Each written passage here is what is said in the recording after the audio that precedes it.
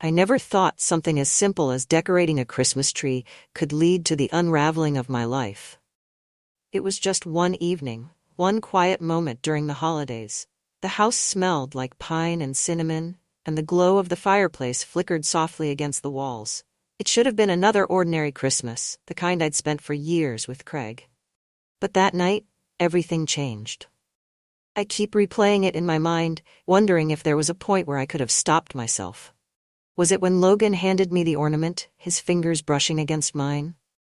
Or when we both reached for the same string of lights, laughing as our hands tangled? Maybe it was the way his eyes lingered on me, a warmth in them I hadn't felt directed at me in years. Looking back, it seemed so obvious.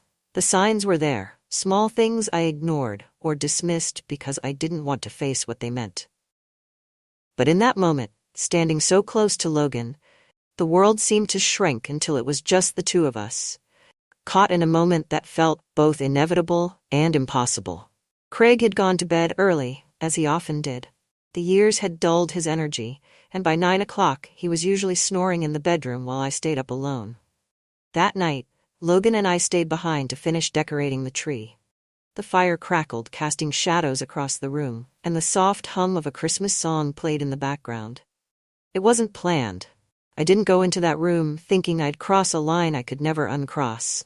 But as the hours stretched on, as the ornaments found their places and the wine flowed a little too freely, something shifted. I still don't know what it was exactly. Maybe it was the way Logan looked at me, not just as his stepmother but as a woman, someone who had been invisible for far too long. Or maybe it was the way I felt around him, alive, seen, wanted. It wasn't supposed to happen, but it did. One moment we were standing too close, our hands brushing as we reached for the same ornament. The next, the air between us felt heavy, charged with something unspoken but undeniable. I should have stopped it. I should have stepped back, laughed it off, gone to bed and left the moment behind. But I didn't. I've spent countless nights since then trying to make sense of what happened. Was it loneliness? Desire? A simple mistake? Whatever it was, it set off a chain of events that I couldn't control.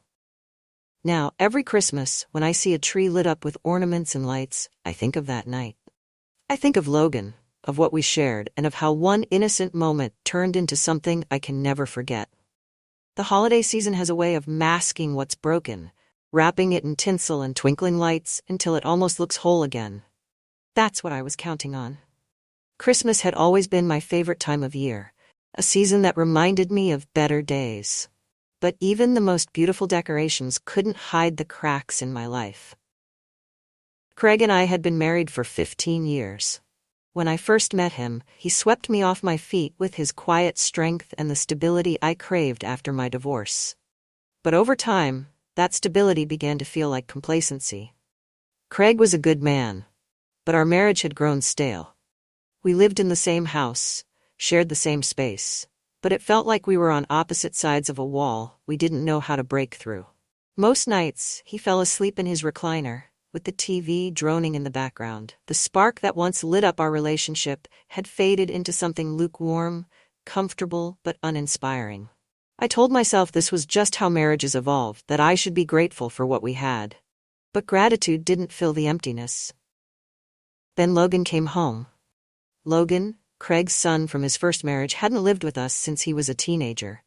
When Craig and I married, Logan was already 18 and eager to leave home. I only saw him during the occasional holiday visit or brief family gathering, and even then he kept his distance. At 28, Logan was no longer the boy I remembered. He'd grown into a man, confident, self-assured, with a quiet intensity that made it impossible to ignore him. He had been working as a graphic designer in the city, but when his company downsized, he decided to take a break and come back to our small town for the holidays. "It's just temporary," he told Craig over the phone. "I'll be gone by January." Craig welcomed him home without hesitation, eager for the chance to reconnect with his son. For me, Logan's return was both a surprise and a challenge. I hadn't expected him to stay in our guest room for a month, and I certainly hadn't expected the way his presence would disrupt the routine I'd come to rely on. From the moment he arrived, Logan brought a new energy to the house. He wasn't loud or overbearing, but he had a way of filling the space around him, drawing attention without trying. He was thoughtful, quick-witted, and surprisingly kind, noticing things that Craig often overlooked. "You're really going all out this year," Logan said one evening as he watched me hang garlands along the staircase. "It's tradition," I replied, shrugging. "I like to make the house feel festive." He smiled, his eyes warm. "You do a good job of it. It's nice to come back to something that feels like home." His words caught me off guard. I wasn't used to compliments anymore. Not ones that felt sincere. The days leading up to Christmas were busy, filled with the usual hustle and bustle. Craig spent most of his time running errands or catching up with friends, leaving Logan and me to handle the decorations. I threw myself into the work, determined to make everything perfect. Logan was surprisingly helpful, unpacking boxes of ornaments, untangling strings of lights, and even climbing onto the roof to hang the outdoor decorations. We worked side by side, and though the tasks were mundane, they felt lighter with him there. One afternoon, while sorting through a box of old ornaments, we stumbled across a dusty ceramic angel with one wing chipped. "I remember this," Logan said, holding it up. "Mom loved this angel." I paused, unsure how to respond. Logan's mother was a subject we rarely discussed, a ghost who lingered in the background of our family. "She said it brought good luck," he continued, smiling wistfully. "Do you think that's true?" I hesitated. "Maybe it brought her comfort. Sometimes that's all we need." He nodded, placing the angel carefully on the mantel. As the days passed, I found myself noticing things about Logan I hadn't before. The way his smile lit up a room, the way his voice softened when he spoke to me. It wasn't just that he was attractive, though he was. It was the way he made me feel, seen, appreciated, like I mattered in a way I hadn't felt in years. I told myself I was imagining it, that I was reading too much into his gestures and words. But there were moments that made me question everything. Like the time we reached for the same strand of lights, our hands brushing against each other, or the way his gaze lingered on me when he thought I wasn't looking. I felt a spark I hadn't felt in years, and it terrified me. The Christmas tree was always the centerpiece of our holiday decorations, and this year was no exception. Craig insisted on getting the biggest tree we could fit in the living room, hauling it inside with Logan's help while I set up the stand. By the time the tree was in place, Craig was ready to call it a night. "You two can handle the decorations," he said, yawning. "I'm beat." Logan and I exchanged a look, both smiling at Craig's predictability. "Good night," I said as he headed upstairs, leaving us alone in the glow of the fireplace. We worked together in silence at first, hanging ornaments and stringing lights. The fire crackled softly, and a light snow began to fall outside, the flakes visible through the large window behind the tree. "This reminds me of when I was a kid," Logan said, breaking the silence. "Decorating the tree?" I asked. He nodded. "It was always a big deal. Mom would bake cookies, and we'd stay up late hanging ornaments. She'd always let me put the star on top." I smiled. "Sounds like a nice tradition." "It was," he said, his voice quieter now. "I didn't think I'd miss it, but being here, it's nice." His words stirred something in me, a warmth I hadn't felt in years. The evening wore on, and the space between us seemed to shrink with every ornament we hung. We laughed at old memories, shared stories, and for a moment I forgot about the weight of my marriage, the years of feeling unseen. Logan handed me a glass ornament shaped like a snowflake, his fingers brushing mine as he passed it over. The touch was brief but electric, sending a shiver through me. "You okay?" he asked, his tone soft. "Yeah," I said quickly, avoiding his gaze. But I wasn't okay. Something was shifting between us, something I didn't understand but couldn't ignore. The tree was nearly finished when Logan climbed the ladder to place the star on top. As he reached up, the ladder wobbled slightly, and I instinctively reached out to steady it. "Careful," I said, my voice tight. He laughed, glancing down at me. "I've got it." When he stepped down, we were standing close. Too close. I could feel the heat of his body, the scent of pine, and something faintly citrusy clinging to him. For a moment, neither of us moved. "Julianne," he said softly, his voice barely above a whisper. I looked up at him, my heart racing. "Logan?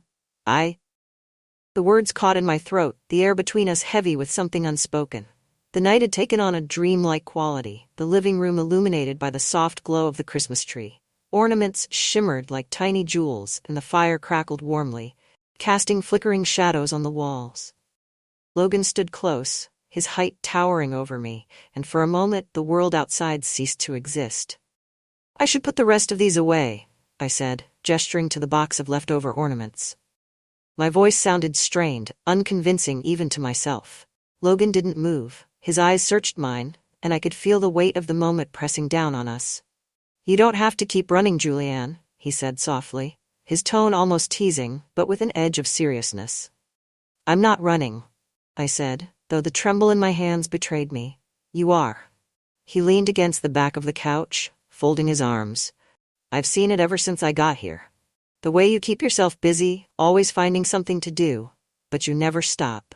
His words hit too close to home, stirring something I wasn't ready to confront. I busied myself with the ornaments, pretending to organize them even though they didn't need it. "Why do you care?" I asked, trying to sound indifferent. Logan hesitated, then stepped closer. "Because I see you, Julianne," he said, his voice quieter now. "And I don't think anyone else does." My breath caught in my chest. It wasn't the words themselves, but the sincerity behind them. I hadn't been seen, not really seen in years. Craig loved me in his way, but his attention was fleeting, his focus always elsewhere. And now here was Logan, standing before me, saying the words I hadn't even realized I needed to hear. I tried to brush past him, the box of ornaments clutched tightly in my hands, but Logan caught my wrist gently. "Wait," he said, his touch warm and firm. I froze, my heart pounding in my chest. "Talk to me," he urged. "Tell me what's really going on." "There's nothing to talk about," I said quickly, refusing to meet his gaze. "That's not true," he replied, stepping closer. "You're not happy. I see it every time you look at him, every time you try to fill the silence with something else." "Logan, this isn't your concern," I said, my voice trembling. "Maybe not," he said, his voice low, "but I can't ignore it. I can't ignore you." His words hung in the air, heavy and unspoken. I felt the tension between us like a taut wire, ready to snap. I should have walked away. I should have told him to stop, but instead I stood there, my feet rooted to the floor, my mind swirling with emotions I couldn't control. It happened so quickly, yet it felt inevitable. One moment, we were standing too close, his hand still lightly holding my wrist. The next, his lips were on mine, soft and searching. For a heartbeat, I didn't move, too stunned to process what was happening. But then something inside me broke free. The part of me that had been longing for connection, for passion, for someone to make me feel alive again. I kissed him back. The box of ornaments slipped from my hands, forgotten, as I reached up to touch his face. His hands moved to my waist, pulling me closer, and for a moment the only thing that existed was him, the warmth of his touch, the intensity of his gaze, the way he made me feel like the only person in the world. But then reality crashed down around me. I pulled away, my breathing unsteady, and took a step back. "Logan, we can't do this," I said, my voice shaking. "Why not?" he asked, his tone steady but filled with emotion. "Because it's wrong," I said, shaking my head. "You're Craig's son. I'm his wife. This, whatever this is, it can't happen." Logan looked at me, his eyes filled with something I couldn't quite name. Determination, perhaps, or maybe defiance. "You think I don't know that?" he said quietly. "But tell me this, did it feel wrong to you?" I didn't answer. I couldn't. I fled to the kitchen, my hands trembling as I leaned against the counter. My mind raced, replaying the kiss over and over again. What had I done? How had I let it get this far?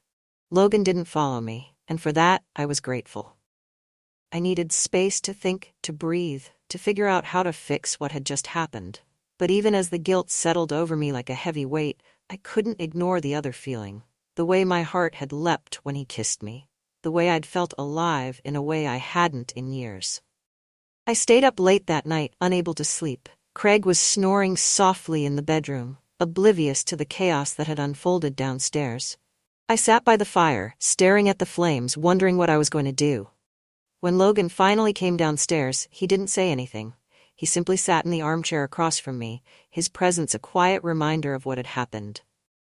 "Are you okay?" he asked after a long silence. "I don't know," I admitted, my voice barely above a whisper. Logan leaned forward, his elbows resting on his knees. Julianne, I'm sorry if I crossed a line. I didn't mean to. You didn't, I interrupted, surprising even myself. It's not your fault, Logan. I should have stopped it before it started. He nodded slowly, his expression unreadable. Do you regret it? I hesitated, the question cutting deeper than I expected. I don't know, I said finally. I don't know what to feel right now.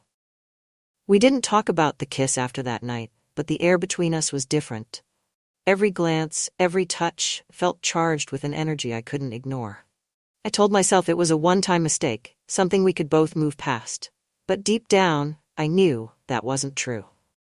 The next morning, as we decorated the rest of the house, Logan caught my eye and smiled. It was a small gesture, subtle enough that Craig wouldn't notice, but it sent a thrill through me nonetheless. I knew I was playing with fire.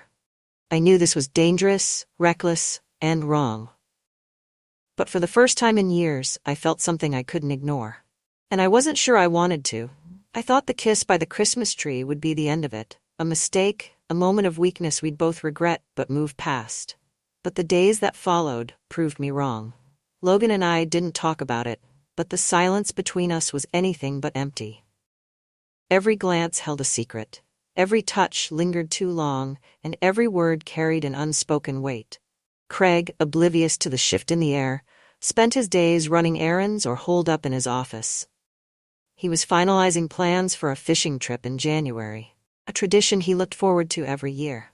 You and Logan have everything under control here, he'd said with a laugh, completely unaware of the chaos simmering beneath the surface. I hated myself for the way I felt when Craig left us alone. But I couldn't deny the thrill that came with Logan's presence. The way his gaze followed me when he thought no one was looking. The way his voice softened whenever he spoke my name. It was the morning after our kiss first crack appeared in my resolve.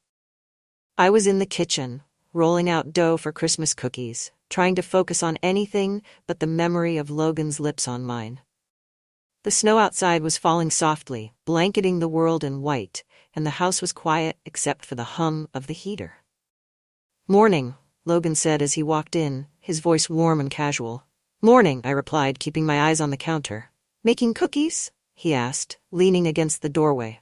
It's tradition, I said, my tone too brisk. Craig likes them fresh for Christmas Eve. Logan didn't reply immediately. Instead, he stepped closer, his presence filling the room in a way that made my heart race. You've been avoiding me, he said finally, his voice low. I'm not, I said, though the lie was obvious. He leaned on the counter beside me, his arms brushing against mine. You don't have to feel guilty, Julianne. I froze, my hands stilling in the dough. How could I not? I don't regret it, he said, his gaze steady. And I don't think you do either.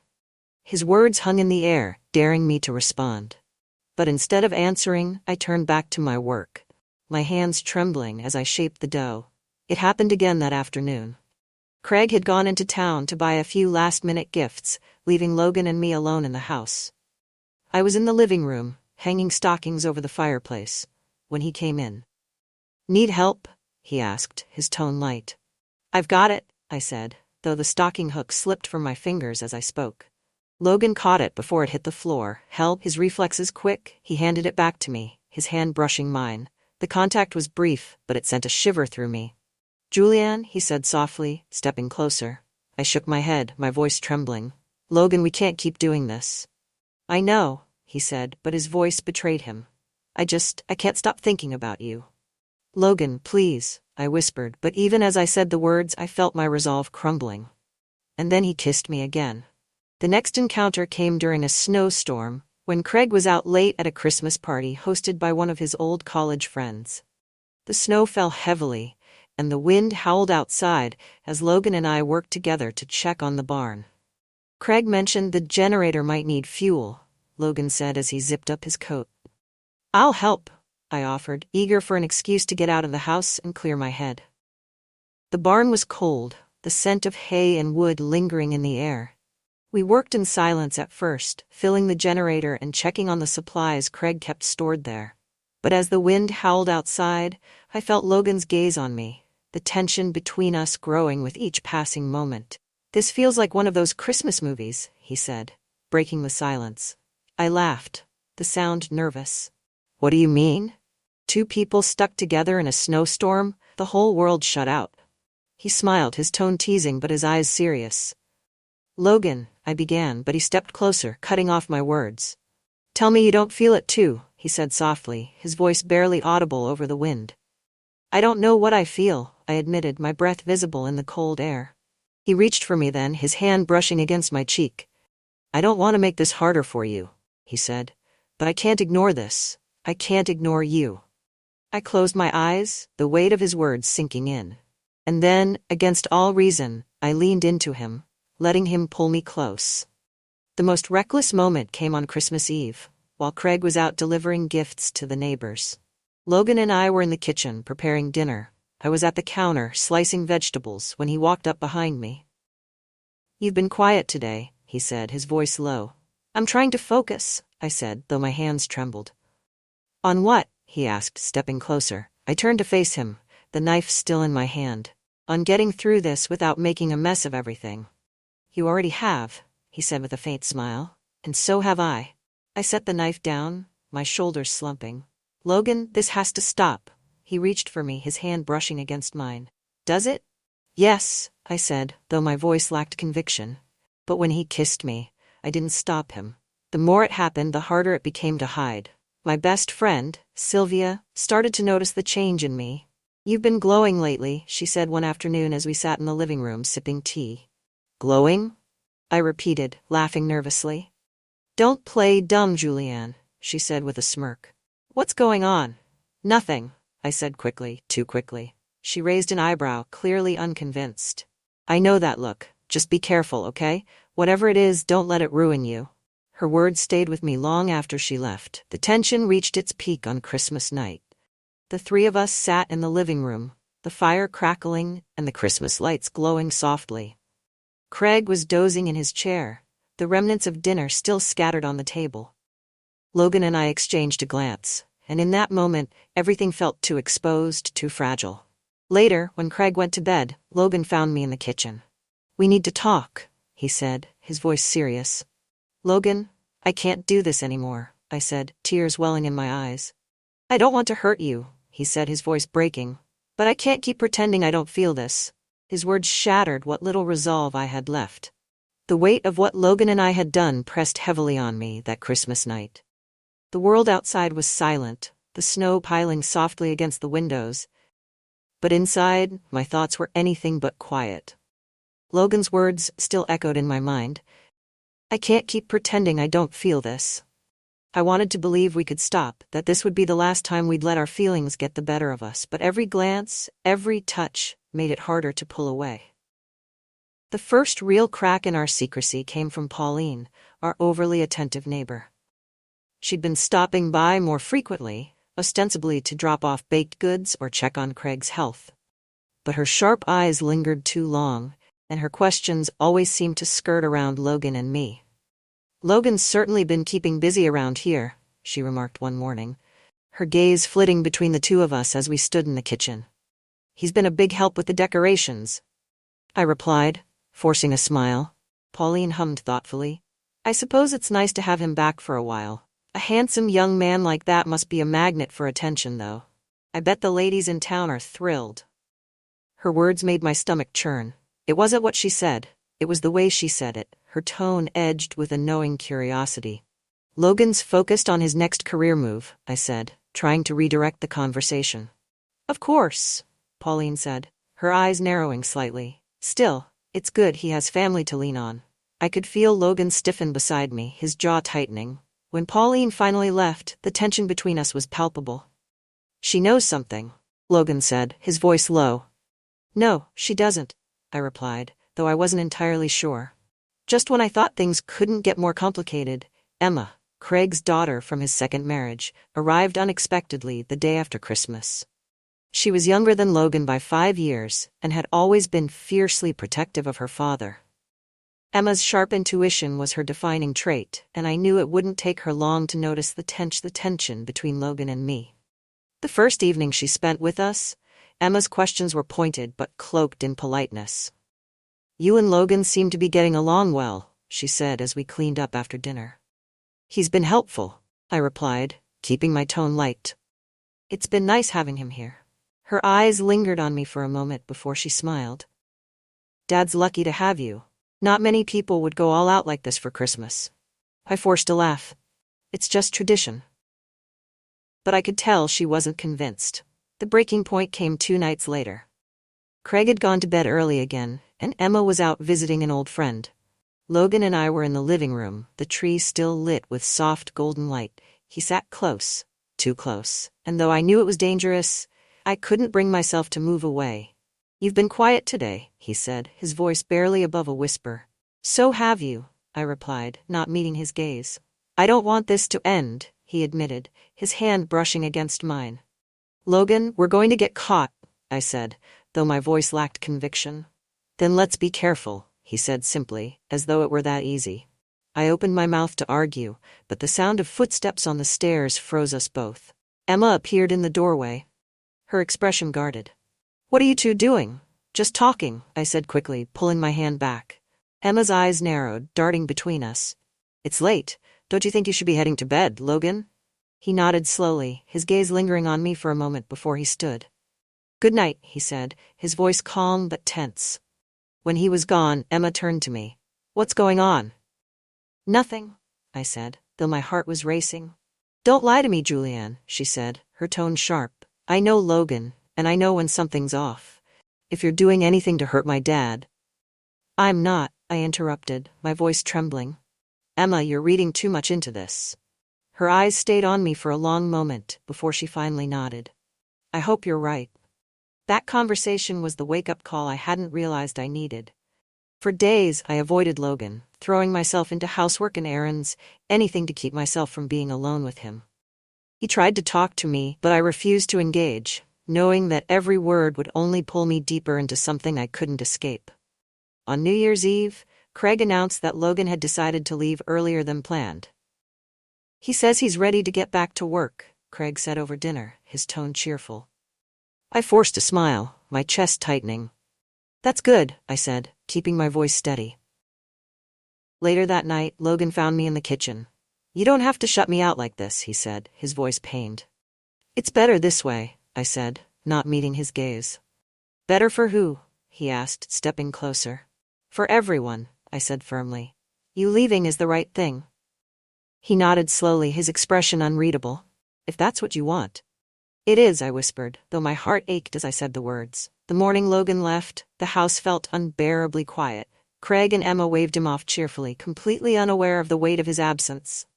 I watched from the window as his car disappeared down the snowy driveway, tears slipping silently down my cheeks.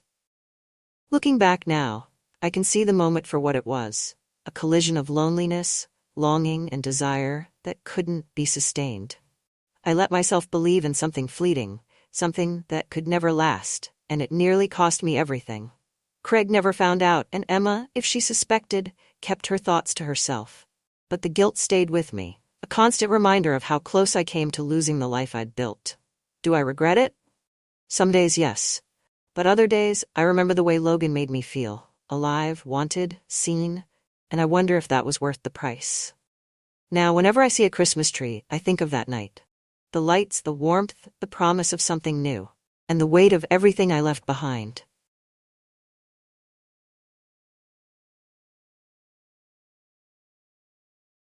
It all started by the pool, on what should have been just another lazy Saturday afternoon. The sun was high, the air heavy with the scent of chlorine and freshly cut grass, and I had convinced myself I was simply relaxing, ignoring the tension that had been quietly simmering between Caleb and me for weeks. Richard was out of town for another business trip, leaving the house eerily quiet. It was just me, Caleb, and the poolside playlist humming softly from the speakers. I'd been lounging in the shade with a book, trying to distract myself from the unmistakable heat radiating off him as he lay stretched out on a lounger, shirtless, the glistening water droplets on his skin catching the sunlight. He was scrolling through his phone, his sunglasses perched casually on his nose, looking as if he didn't have a care in the world. But I knew better. I stood up to grab my drink from the table, the sweat clinging to the back of my knees, making the movement sticky and uncomfortable. That's when it happened. My bare foot landed squarely on something soft and damp. I looked down and realized, too late, that I'd stepped on Caleb's towel. Seriously? His voice broke through the music, and I glanced up to see him sitting upright, his sunglasses pushed up onto his head. Sorry, I said quickly, lifting my foot and brushing at the towel with my toes. I didn't see it there. He stood, his full height suddenly imposing as he stepped toward me. The playful grin tugging at the corner of his mouth told me he wasn't actually angry, but there was something in his expression that made my stomach flutter. You didn't see it? He teased, his voice low and edged with something I couldn't quite name. I was distracted, I said, trying to keep my tone light. Distracted, huh? He stepped closer, and I realized how little space there was between us. I felt the sun's heat against my skin, but it was nothing compared to the way his gaze lingered on me. Just a fraction too long, just enough to make my pulse quicken. You're in my way, I said, forcing a laugh and trying to sidestep him. But he didn't move. You're always so careful, Evelyn, he said softly, his voice dipping lower. Always so in control. His words sent a jolt through me, and I didn't know how to respond. My breath caught as his fingers brushed against mine, his touch light but deliberate. I think I like seeing you off balance, he added, his eyes locking with mine. For a moment, the world around us seemed to disappear. The music faded, the hum of the pool's filter dissolved, and all I could focus on was him. His intense gaze, the subtle smirk playing at the corners of his lips, the way he stood just close enough that I could feel the heat radiating off his skin. I told myself to step back, to laugh it off, to do something, anything to break the spell. But instead, I stood there frozen in place, my heart pounding in my chest. Caleb, I said finally, my voice barely above a whisper. Relax, he said, his tone playful but loaded with something else. I'm just messing with you. He reached down and picked up the towel, slinging it over his shoulder, as if nothing had happened. But something had happened. I spent the rest of the afternoon trying to pretend I wasn't completely unraveled. I went back to my chair, picked up my book, and tried to focus on the words in front of me. But the pages blurred, the lines dissolving into meaningless squiggles, as my mind replayed the moment over and over again. I felt his presence everywhere. The sound of his laugh as he splashed into the pool, the faint scent of sunscreen on the breeze, the occasional glance he shot my way, each one a reminder that he knew exactly what he was doing to me. By the time the sun dipped low in the sky, casting long shadows across the yard, I was exhausted. Not from the heat, but from the effort it took to keep myself together. That night, after Caleb had retreated to his room and the house had gone quiet, I poured myself a glass of wine and sat on the patio. The warm glow of the pool lights shimmered across the water, and I let the stillness of the evening wash over me. But the stillness didn't last. My mind kept wandering back to him. His voice, his touch, the way he looked at me like he was daring me to cross a line I wasn't even sure I could see anymore. I told myself it was nothing, that I was imagining things. He was young, confident, and maybe a little reckless. He probably didn't mean anything by it. But deep down, I knew that wasn't true. There had been moments before this, moments I'd ignored, brushed off, pretended didn't mean anything. The way his hand lingered on my shoulder when he passed me in the kitchen. The way he laughed at my jokes, even when they weren't funny. The way his eyes lingered on me just a little too long during family dinners. I'd ignored them all, convincing myself that it was harmless, that it didn't matter. But now, I wasn't so sure. As I sat there, staring into the rippling water, I felt the weight of everything pressing down on me. The guilt, the confusion, the undeniable pull I felt toward him. It was all too much. I drained the last of my wine and stood, the cool night air brushing against my skin as I made my way back inside. I told myself I could handle this, that I could keep things under control. But deep down, I wasn't sure if that was true anymore. It wasn't like this started out of nowhere. I'd been telling myself that for weeks, but the truth was harder to face. Caleb and I had been orbiting each other for months, caught in this gravitational pull I refused to acknowledge.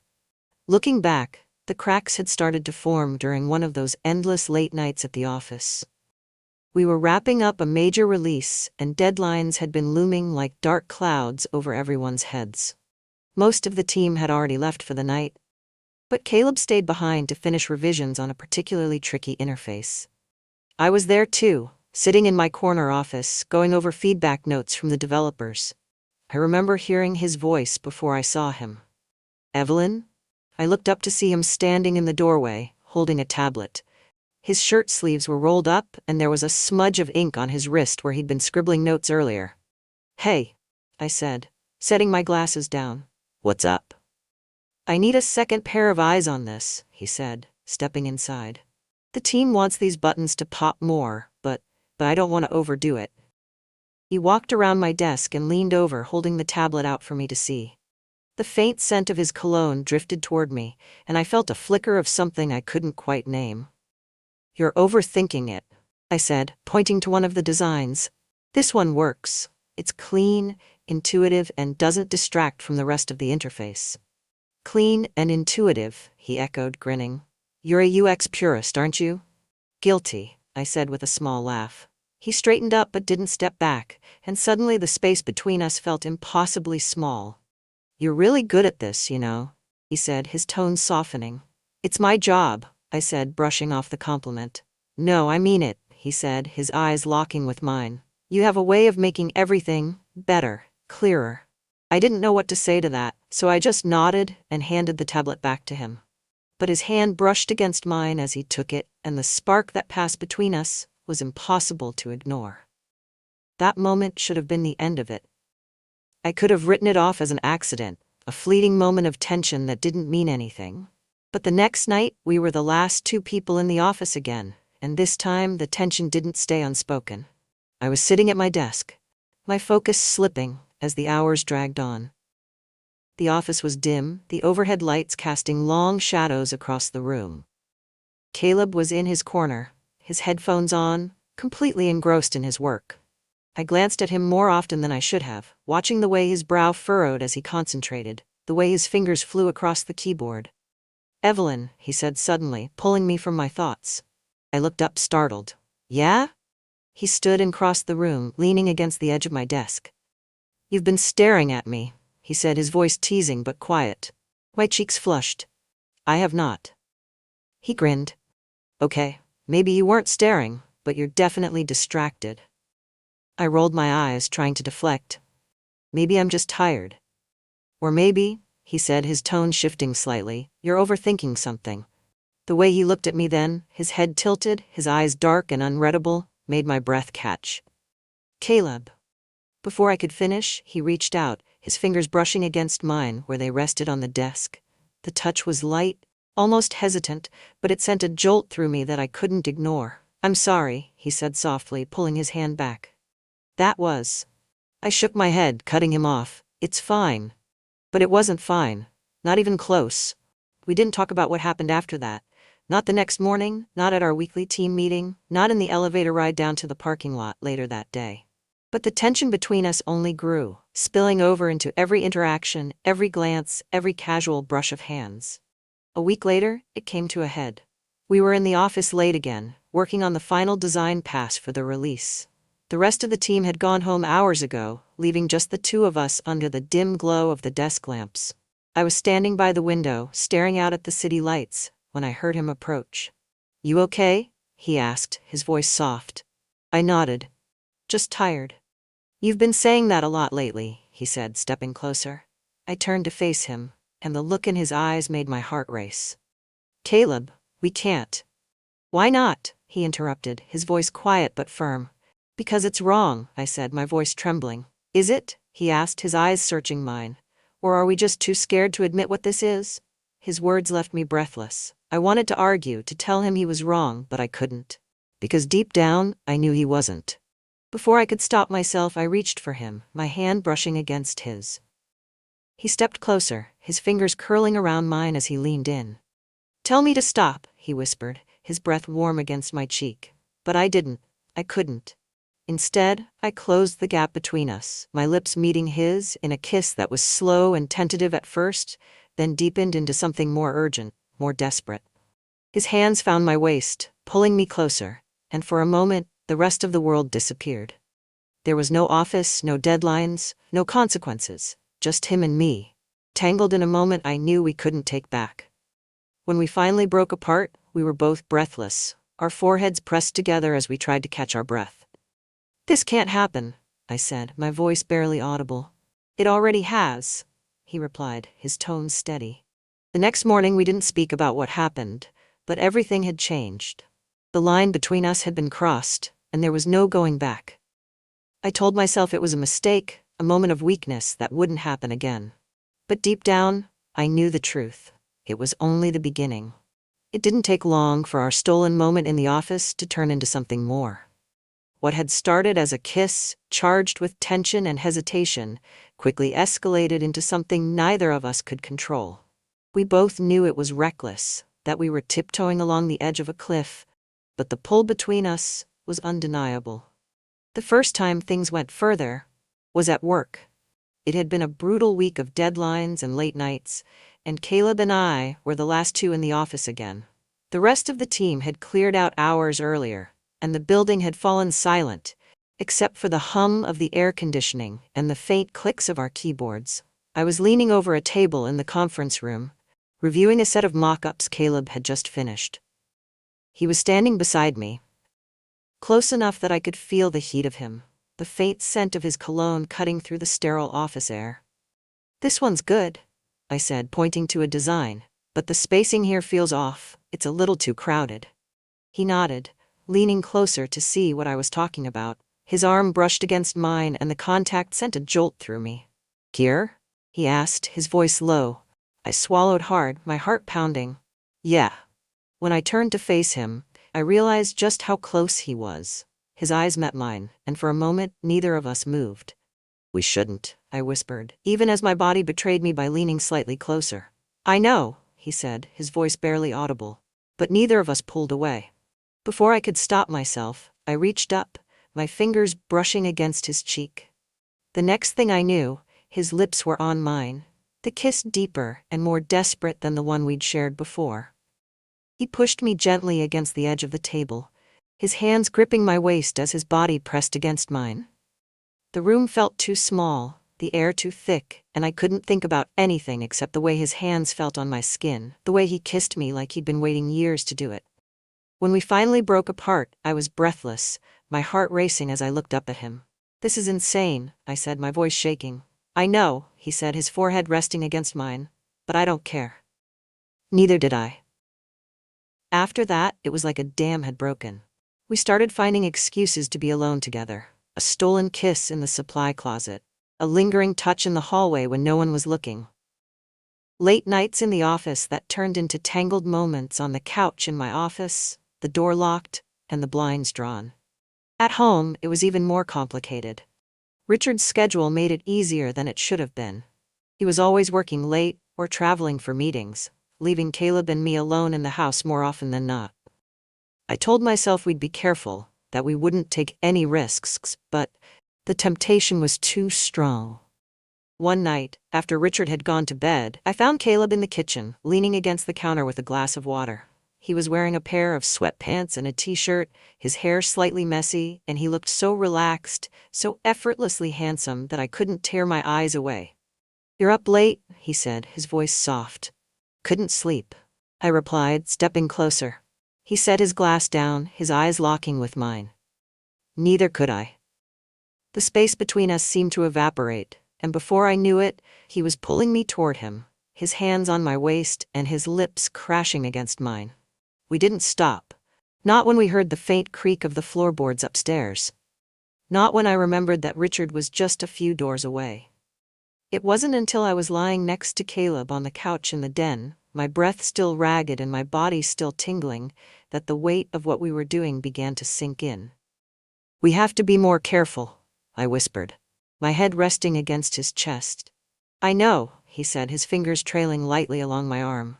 But even as I said the words, I knew it was a lie. We weren't going to stop. The places we met became riskier as the weeks went on. One afternoon, we slipped away during our lunch break and ended up in his car, parked in a quiet corner of the company's lot.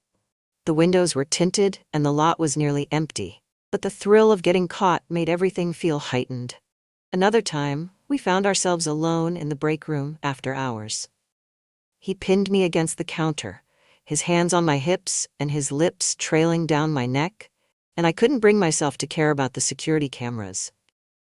But it wasn't just about the physical, it was the way he made me feel alive, like I was more than just a wife or a stepmother or a manager drowning in deadlines. With Caleb, I felt seen. Wanted. Melissa, of course, noticed the change in me. "You've been glowing lately," she said one afternoon as we grabbed coffee in the break room. "Have I?" I asked, forcing a laugh. "Don't play coy," she said, narrowing her eyes at me. "You've got this energy about you. A spark. Whatever you're doing, keep it up." Her words sent a pang of guilt through me, but also a thrill. If only she knew. But the more time I spent with Caleb, the harder it became to hide what we were doing. One evening, as we sat together on the couch in the den, he turned to me, his expression serious. "I don't want to keep sneaking around like this," he said. "What choice do we have?" I asked, my chest tightening. He hesitated, his jaw tightening. "I don't know, but I hate the thought of losing you." The vulnerability in his voice broke something inside me. I reached for his hand, squeezing it tightly. "You're not going to lose me," I said softly. But even as I said the words, I felt the weight of everything pressing down on us. The lies, the risks, the inevitable fallout. I didn't know how much longer we could keep this up, but I wasn't ready to let him go. Not yet. The deeper we fell into the affair, the harder it became to keep our secret. Every stolen moment with Caleb felt like walking a tightrope. Exhilarating, but precarious, with the constant threat of discovery hanging over our heads. The risks only seemed to heighten the intensity between us, but they also chipped away at the carefully constructed facade of my life. It started with the near misses at home. One evening, Caleb and I were in the kitchen together. Richard was supposed to be at the gym, but something about the way Caleb looked at me, his eyes dark with intent, made me reckless. "Stop it," I said softly, glancing toward the door, though I made no move to step away. "Stop what?" he murmured, his voice low as he reached out, his fingers brushing lightly against my waist.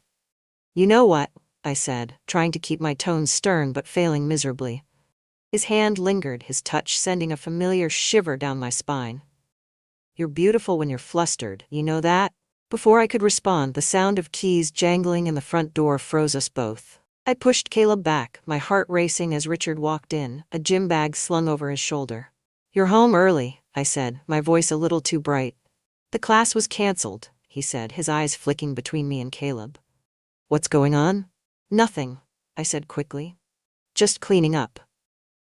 Richard raised an eyebrow, his gaze lingering on Caleb for a moment before he shrugged and headed upstairs.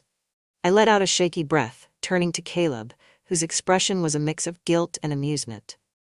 "We need to be more careful," I whispered, my voice trembling. He nodded, but the small smirk tugging at the corner of his mouth told me he wasn't taking it as seriously as he should have. Work wasn't any easier. The office had always been a safe space for us, a place where we could steal moments without raising suspicion. But as the weeks went on, I started to notice the lingering glances from our coworkers. Jessica, in particular, seemed to be watching us closely. One afternoon, as Caleb and I reviewed some design changes in the conference room, Jessica walked in unexpectedly. "Am I interrupting something?" she asked, her tone casual but her eyes sharp. "Not at all," I said quickly, stepping back from Caleb and pretending to focus on the tablet in my hands. Jessica leaned against the doorframe, her gaze flicking between us. "You two seem to spend a lot of time together lately." "We're on the same project," Caleb said smoothly, his voice calm and unbothered. Jessica didn't respond, but the knowing look in her eyes left me rattled. It wasn't just Jessica either. Melissa, my friend and confidant, started asking questions that hit uncomfortably close to home. "You've been different lately," she said one morning as we grabbed coffee in the break room. "Different how?" I asked, trying to sound casual. "I don't know," she said, studying me with a thoughtful expression. "Happier, maybe? But also distracted." I laughed nervously, brushing off her comment. "Just busy with work." She didn't seem convinced, but she let it drop. The turning point came one Friday evening. Richard had left for a weekend conference, and Caleb and I were alone in the house. It should have felt like an opportunity, a rare moment where we didn't have to sneak around or worry about being caught. But the weight of everything, of the lies, the risks, the fear of discovery, hung heavy between us. We were sitting together in the den, the glow of the TV casting flickering shadows across the room. Caleb reached out, his hand brushing against mine, and I felt the familiar spark that always seemed to ignite whenever he touched me. "You're quiet tonight," he said softly. "Just thinking," I replied, my voice distant. "About us?" I nodded, turning to meet his gaze. Whatever we're doing, it's dangerous, Caleb. We're playing with fire." "I know," he said, his voice steady, "but I don't regret it." His words hit me like a punch to the gut. I didn't regret it either, but that didn't make it any less terrifying. "I don't want to hurt anyone," I said, my voice trembling. "You won't," he said, his hand tightening around mine. "We'll be careful." But the truth was, we weren't being careful. Not really. That night, as I lay awake in bed, I couldn't shake the feeling that everything was about to come crashing down. The next morning, my fears were almost realized. Melissa showed up unexpectedly, stopping by to drop off some files I'd left at the office. I was in the kitchen when I heard the knock, and when I opened the door, my stomach dropped. "Hey," she said brightly, holding up the files. "Figured you'd need these before Monday." "Thanks," I said, my voice tight. She stepped inside, her eyes scanning the house. "You've got company?" "No, just Caleb," I said, regretting the words the moment they left my mouth. "Caleb, huh?" she said, her tone light, but her expression curious. Before I could respond, Caleb appeared in the doorway, his hair slightly messy and his t-shirt rumpled. "Morning," he said casually, his eyes flicking to me for just a fraction of a second. Melissa's eyebrows shot up, and I could see the gears turning in her mind. "Morning," she said slowly, her gaze darting between us. The tension in the room was palpable, and I felt like I was standing on a tightrope, one wrong move away from falling. "Well, I should get going," Melissa said finally, handing me the files. "See you Monday." As soon as she left, I turned to Caleb, my heart racing. "She knows," I said, my voice trembling. "She doesn't know anything," he said, his tone calm but firm. But I wasn't so sure. The close calls only made things worse. Every glance from Melissa, every comment from Jessica, every knowing look from Richard felt like a warning sign, a reminder that we were living on borrowed time. But even as the walls closed in around us, I couldn't bring myself to stop.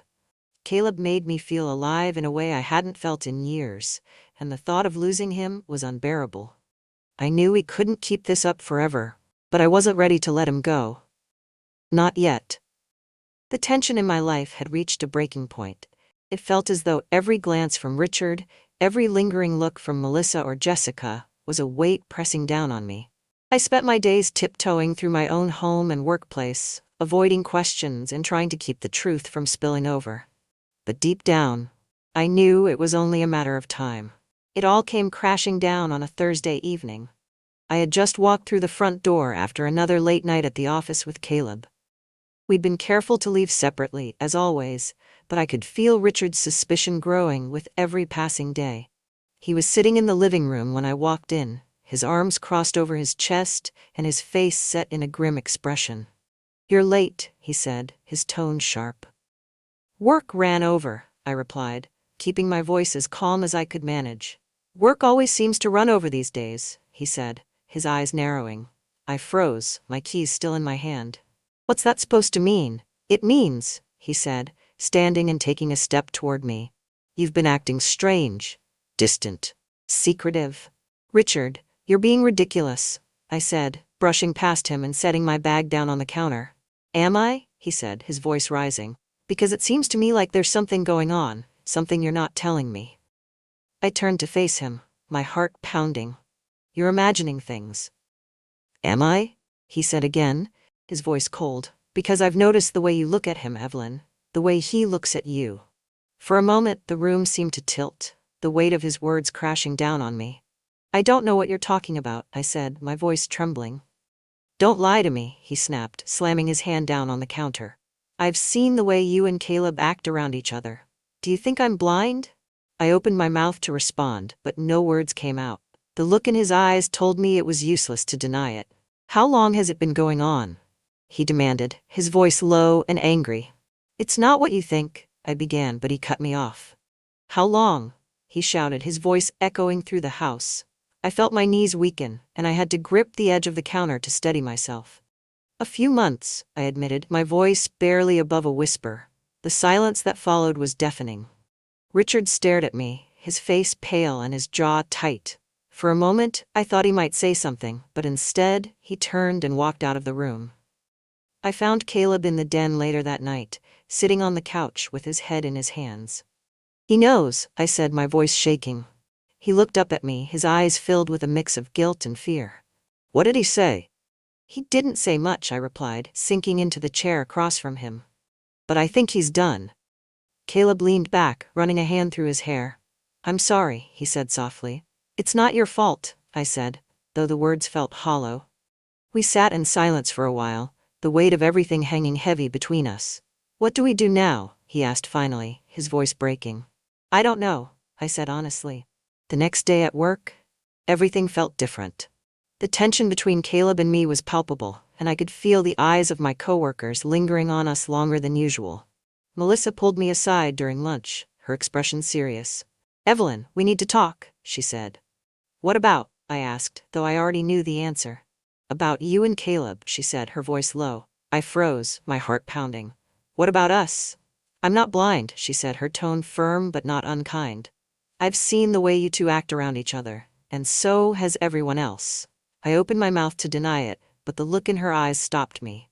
"Evelyn," she said softly, "you're my friend. I'm not judging you, but you need to be careful. If this gets out, it won't just ruin your career, it'll ruin everything." Her words hit me like a punch to the gut.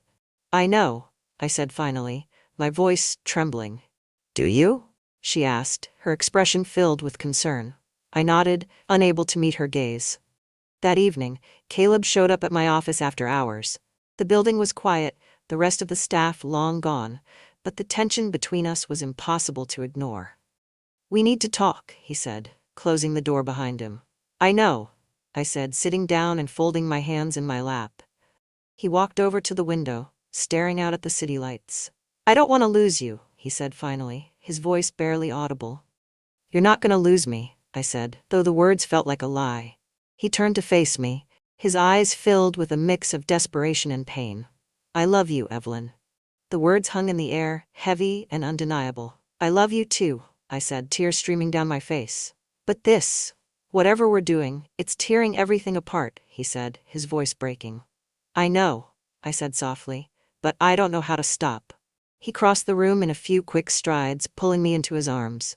For a moment, I let myself forget everything, the guilt, the fear, the consequences, and just held him, letting the warmth of his embrace wash over me.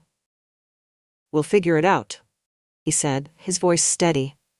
But even as he said the words, I could feel the cracks spreading, the foundation of everything we'd built beginning to crumble. By the time it all came to light, I'd convinced myself we could keep it hidden forever. But secrets have a way of clawing their way to the surface, no matter how hard you try to bury them. When it finally happened, it wasn't an explosive reveal, but rather a slow unraveling of everything I had worked so hard to hold together. It started with Melissa. I'd thought her warning about people noticing was just that, a warning. But Melissa had always been sharper than I gave her credit for, and her concern quickly turned into quiet observation. The week after our conversation in the break room, I caught her watching Caleb and me during a project meeting. Her eyes narrowed every time he spoke to me, every time our gazes lingered just a second too long. I tried to act normal, to play it off as if nothing was amiss, but I could see the doubt growing in her expression. One evening, after everyone else had left the office, she confronted me. "Evelyn," she said, stepping into my office and closing the door behind her. "We need to talk." "I'm busy," I said, not looking up from my computer. "No, you're not," she said firmly, crossing her arms. "This has gone on long enough." I froze, my hands hovering over the keyboard. "I don't know what you're talking about." "Yes, you do," she said, her voice softer now. "I've seen the way you and Caleb act around each other, and so has everyone else." Her words hit me like a punch to the gut. "Melissa, I'm not here to judge you," she interrupted, her tone gentle but unwavering. "But you need to end this before it destroys you." Tears welled in my eyes, and I looked away, unable to face her. "Please," she said, her voice breaking. "Just think about what you're risking." But I didn't have time to end it myself. 2 days later, Richard came home early from work. He didn't say anything as he walked through the door, but the look on his face told me something was wrong. I was in the kitchen, cleaning up from dinner, when he finally spoke. "I got a call from Melissa today," he said, his voice low and even. I froze, the dish in my hand slipping back into the sink with a splash. "She didn't say much," he continued, stepping into the room. "But she said enough." "Richard, Don't," he said, cutting me off. "Don't lie to me again." The silence that followed was suffocating. I turned to face him, my heart pounding as I tried to find the words to explain, to justify, to somehow make him understand. But there was nothing I could say. "How long?" he asked finally, his voice shaking. I looked down at the floor, tears streaming down my face. "A few months." He let out a bitter laugh, running a hand through his hair. "A few months," he repeated, his tone hollow. "Richard, I never meant." "Stop," he said, holding up a hand. "I don't want to hear it." He stared at me for a long moment before shaking his head and walking out of the room. That night, he packed a bag and left. The next morning, the house felt impossibly empty. Caleb and I avoided each other, both of us too shaken to face what had happened. But avoiding it didn't make it go away. The fallout at work was swift and brutal. Rumors spread like wildfire, and it didn't take long for HR to get involved. Melissa, true to her word, hadn't told anyone directly, but the whispers and side glances had grown too loud to ignore. I was called into a meeting with the company's legal team, where they laid out the situation in excruciating detail. "Given the circumstances," one of them said, his voice cold and clinical, "it would be best for everyone if you resigned." I nodded, my throat too tight to speak. Caleb was let go the same day. That evening, as I sat alone in the house that now felt like a hollow shell of the life I'd once had, Caleb showed up. He didn't say anything at first, just stood in the doorway, his hands shoved deep into his pockets. "I'm sorry," he said finally, his voice breaking. "So am I said, tears streaming down my face. He crossed the room in a few quick strides, pulling me into his arms. For a moment I let myself melt into him, holding on to the one thing that still felt real. But even as I clung to him, I knew it wasn't enough. The next morning, Caleb packed his things and left. "I don't want to make this harder for you," he said, his voice heavy with emotion. I nodded, unable to speak. Watching him walk out the door was like ripping out a piece of my heart. But I knew it was the right thing to do. The months that followed were a blur of grief and reflection. I moved out of the house and into a small apartment downtown, where I tried to rebuild my life piece by piece. Richard and I filed for divorce, and though our conversations were cold and perfunctory, I couldn't blame him for his anger. Caleb and I didn't speak. I knew it was for the best, but the silence felt unbearable at times. One day, months later, I ran into him at a coffee shop. He looked different, older maybe, or just more serious. But when he saw me, his face lit up with the same familiar warmth that had drawn me to him in the first place. "Hi," he said softly, stepping closer. "Hi," I replied, my heart aching at the sight of him. We talked for a while, catching up on everything we'd missed. He told me about his new job, his new apartment, the plans he had for the future. I told him about my new role at a smaller company, how I was trying to move forward. When it was time to leave, he reached out, his hand brushing against mine. "I'll always love you," he said quietly. "I'll always love you too," I replied, tears welling in my eyes. And then he was gone, leaving me with the bittersweet knowledge that some loves, no matter how intense, aren't meant to last.